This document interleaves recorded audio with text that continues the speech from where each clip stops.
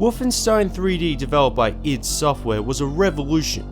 Although it wasn't the genesis of first-person shooters, that honor goes to Maze War. It is considered the genesis of the modern first-person shooter that we all know today.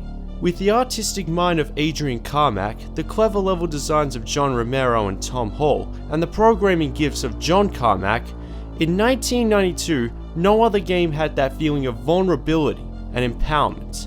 No other game had this level of violence and brutality, and no other game had more fast-paced action. Not even Sonic the Hedgehog could keep up. It also continued to popularize the idea of shareware, a game that anyone can download for free, but to play the entire product, you have to pay a fee. So despite no advertisement or retail shipment, Wolfenstein 3D was a monster success. Basically, the gaming market was like, whoa, what is this? But in a good way. But id Software were only getting started. John Carmack was already working on a new game engine in secret, while the rest of the team were working on the Wolfenstein sequel. The id Software team moved from Madison, Wisconsin to Mesquite, Texas in order to work closer to Apogee, the publishers who released Wolfenstein 3D. When it came time to design this new game, id originally wanted an Aliens movie tie-in, and were even negotiating with 20th Century Fox to get the license. But these plans were abandoned so that John Romero and Adrian Carmack would have more creative control. Tom Hall, one of the founders of id Software, and realized John Carmack's ability to create side-scrolling on PCs, was forced to resign from the company due to his lack of work put into the game. It was believed that he was completely against the idea of violent video games at the time, but according to Hall himself, it was mostly due to id's lack of innovation, that the team was more into John Carmack's idea of tech over design, pretty much the same reason why John Romero left in 1996. After becoming familiar with the shareware distribution model, and Apogee still distributing their games through phone and physical delivery, the id Software team abandoned Apogee to distribute the game digitally. Prior to release, the team publicly stated that this game would be the cause of deduction in work and productivity. After an alpha port was leaked onto the internet, the hype only grew bigger as Wolfenstein fans were desperate to find out what id were doing next. When the free trial was released online at midnight, the server crashed due to a heavy number of download requests. By 1995, it's estimated that Doom was on over 10 million computers. It was so successful, Microsoft founder and CEO Bill Gates promoted his new Windows 95 by releasing Doom for that software, and appeared in an ad with him playing as Doom Guy. These games are getting really realistic. Next year I might even play in the big Doom tournament. And it will be ported onto practically every gaming system imaginable. I bet you, yes you watching this review, will have at least one that is capable of playing this game. For this review, we'll be using the PlayStation 3 Doom Classic Complete with the first two Doom games and all the extra levels and expansions like Thy Flesh Consumed, so I know I'm not missing out.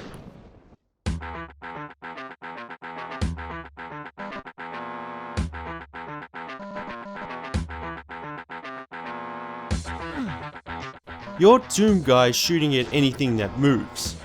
That's it. Seriously, there's no intro cutscene. Once you start the game, you're immediately thrown into the action. There is a backstory in the game's manual and text explaining what happens after beating a chapter, but nothing else. Our silent protagonist doesn't even have a real name because according to Romero, it's meant to be you, so he was given the nickname Doom Guy. Still, you can see him on the bottom of the screen, and whenever he's kicking ass, he grits his teeth. When he picks up a new weapon, he has an evil grin. And the lower the health, the bloodier he is. So even though you don't see him on the screen and the only voice you hear is grunting, Doom Guy has a personality of his own.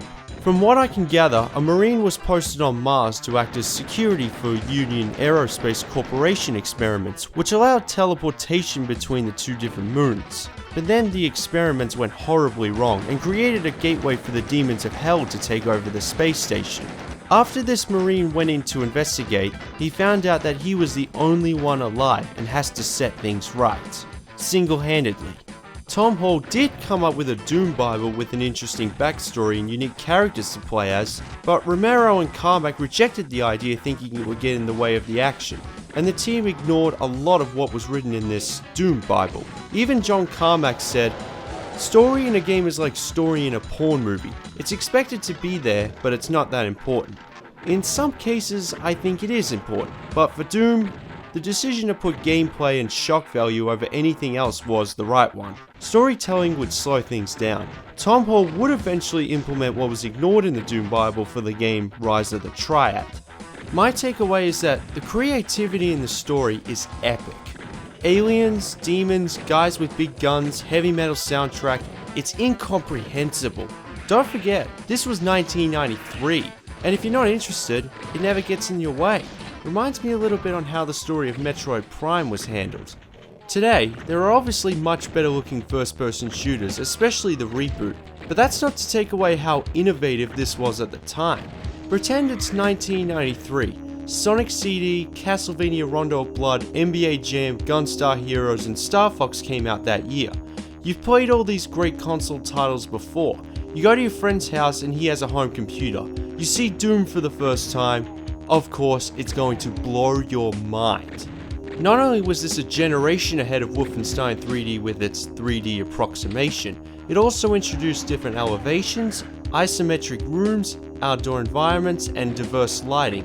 The game engine id Tech 1, or simply the Doom engine, was also designed to be modder friendly so programmers can make their own first-person shooters. Basically, lots and lots of DLC for free. I don't know why Bethesda haven't made the reboot modder friendly yet. Because of that, any FPSs that came out in the mid-90s were considered Doom clones. Wolfenstein 3D was not just popular for its action-paced gameplay but Nazi-themed environment. Adrian Carmack always had a dark but creative mind, and this game allowed that mind to go wild.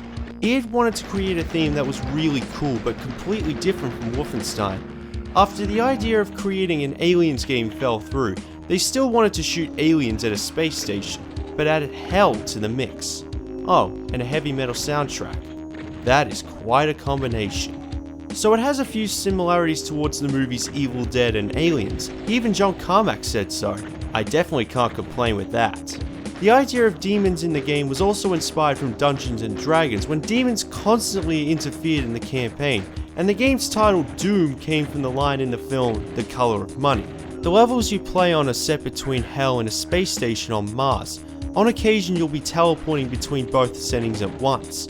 John Romero must have had plenty of sleepless nights trying to get all these ideas out of his head, because the level designs certainly complement the surprise attacks and brace for impact action. Most if not all enemies were even designed with clay and scanned into the computers, which added to the generation defining look. And yes, whenever you take one down, the violence doesn't fuck around. Having lots of blood and satanic imagery isn't exactly going to please anyone not into gaming, and it didn't. The first time I ever heard of Doom, the word controversy was the first thing that came to mind. Even though there's no record of it being banned, religious organizations, authority figures, and parents condemned this game for the way it looks and its extreme violence. They probably still do. In 1999, it created the most heat for becoming the talking point in the Columbine High School massacre in Colorado, USA, and that the shooters were avid players of Doom, so of course parents tried to sue the gaming companies. The shooters even designed levels to look like the school with enemies in particular positions. These were called the Harris levels, although being based on the Columbine school was false. I don't want to cause more controversy by expressing my opinion, I just want to explain that it generated more heat than Death Valley in the 90s. It was that controversial. But today, the violence in Doom is nothing compared to what we have now and is looked upon for what it is. A first-person shooter that revolutionized the industry and is still fun to play now.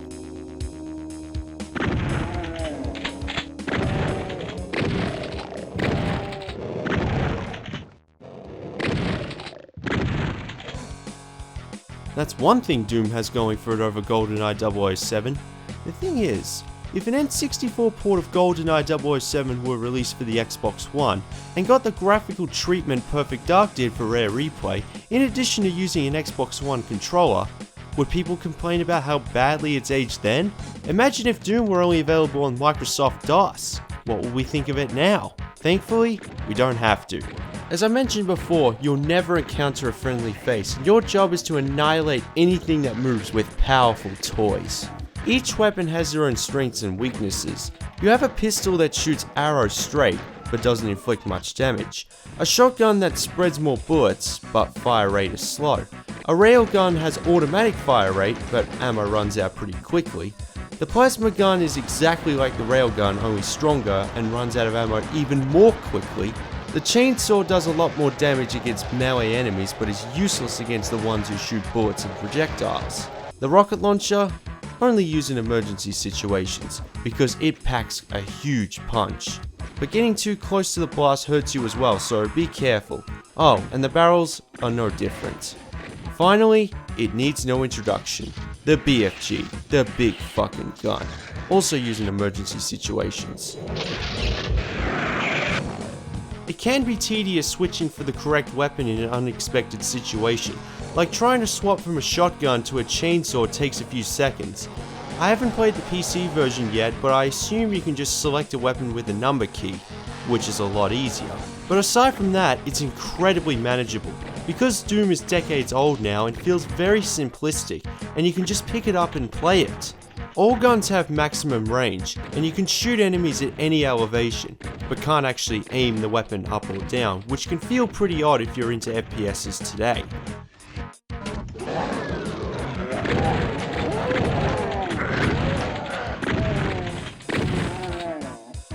Most FPSs today have waves. You take cover and pick enemies off. In this, you have to keep moving and shooting. Sometimes enemies can appear unexpected when opening a door, including the very exit. If you die, no matter how far you've gone through a level, you go back to the beginning. At least you have infinite tries and don't go all the way back to the start of the episode. In fact, there's an episode selection in the menu anyway. The objective is to simply reach the exit on each level, and on occasion you'll be finding key cards and new weapons to keep yourself alive. Are you stuck? A map is available with the touch of a button. Just make sure there aren't any enemies around. I wish the map had color-coded doors to know where to go, but it is handy for finding secrets. I bet all you Doom fanatics who have played this for years know where every secret area is and would go apeshit if you saw somebody miss one. So make sure you pick up all the health and armor you can get. You can also pick up power-ups and items like maps, boiler suits, berserk, invincibility, and 200%. The only one I can't put my head around is invisibility. It makes you go invisible, but the enemies can still detect you as if you're not, so it's useless. Moving quickly is the way of the game. After a few tries, you begin to feel like you're speedrunning through the game. I mean, it really is perfect for speedrunners and achievement hunters finding every nook and cranny in the secret areas. Did I mention this game introduced online multiplayer to the world? After a few hours of gameplay, I completely understand why the id team ignored Tom Hall's Doom Bible. Who needs the story? Feels like I'm thrown next to a pit of spikes, deprived of reason, and have to find my way through without instructions. And it's absolutely awesome.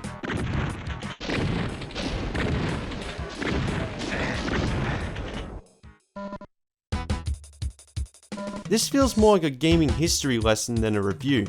But are you that surprised? It's just another example of how important and groundbreaking Doom was at the time, and playing it now is a total blast. Along with Wolfenstein 3D, it was the turning point for first-person shooters and 3D gaming as a whole. Doom gets a 9.5 out of 10. This isn't just rated on how it plays, which on its own is really enjoyable. I love this game, but how revolutionary it was for the gaming industry, and it should be in anyone's top 10, even top 5, for greatest FPSs of all time. I don't mean to judge, but you're not a true gamer if you haven't played this at least once. Doom is a masterpiece that all shooter franchises trace their roots back to, and the genre wouldn't be the same without these guys.